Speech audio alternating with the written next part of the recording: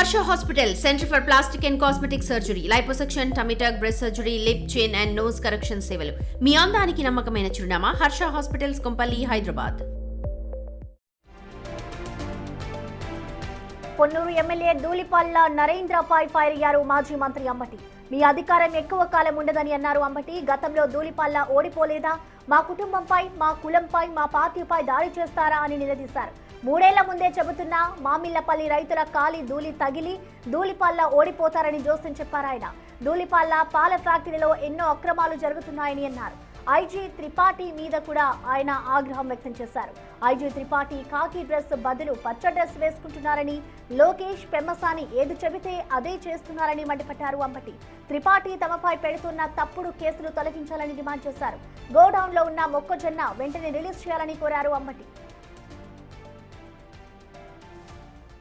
అధికారం మీ చేతిలో ఉందని విర్రవీగి ప్రవర్తిస్తున్నా అంతే కదా? ఎంత ఉంటుంది మీ అధికారం? శాస్త్రంగా ఉంటుందా? నరేంద్ర పోయినసారి ఓడిపోలేదా?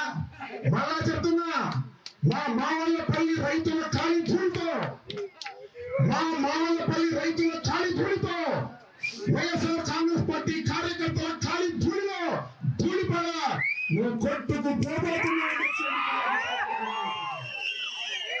ఈసారి మా రైతాంగం నిన్ను ఓడించి తీరుతారో ఈ నియోజకవర్గంలో కాల్చుకోవాలని చెప్తున్నా. 3 సంవత్సరాలు చెప్తున్నా. ఇవాళ పెద్ద మనిషి అనుకున్నావా? వీరయ్య చౌదరి గారి కుమారుడు అనుకున్నావు. వీరయ్య చౌదరి గారిని ఓడించారు నేను ఎమ్మెల్యేగా గెలిచినప్పుడు. సరికొన్ని కారణాల వల్ల నువ్వు గెలుస్తూ వచ్చావు. పోయినసారి ఓడిపోయావు, మొన్న గెలిచావు. ఇలాంటి దౌర్జన్యం చేస్తే ఎందుకు గెలిపిస్తారని నేను ఏం చేస్తారు నాకు అర్థం కాలేదు. దాడులు ఏంటి? గోడౌన్ మీద దాడులు ఏంటి? దాడులు చేశారు, కేసులు పెట్టారు, మా సీజ్ చేశారు. ఏమండి అమ్మాయి గారు, కలెక్టర్ గారు చెప్తున్నా, ఇది సమంజసం కాదు. ధర్మం ప్రకారం, న్యాయం ప్రకారం, చట్టం ప్రకారం నడుచుకోకపోతే మిమ్మల్ని కూడా నిలవేస్తాం. మేము 5 సంవత్సరాలు ఈ రాష్ట్రాన్ని పరిపాలించినటువంటి జగన్మోహన్ రెడ్డి గారి పార్టీలో ఉండేవాళ్ళం. మళ్ళా 5 సంవత్సరాల తర్వాత మేమే పరిపాలించబోతున్నామని కూడా ఈ సందర్భంగా గోడౌన్ మీద దాడి చేస్తారు, ఆఫీసుల మీద దాడి చేస్తారు, ఇళ్ల మీద దాడి చేస్తారు. ఎవరు మీరు చేస్తున్నారు? పోలీసు వారు మీకు అండదండగా ఉండాలనేగా.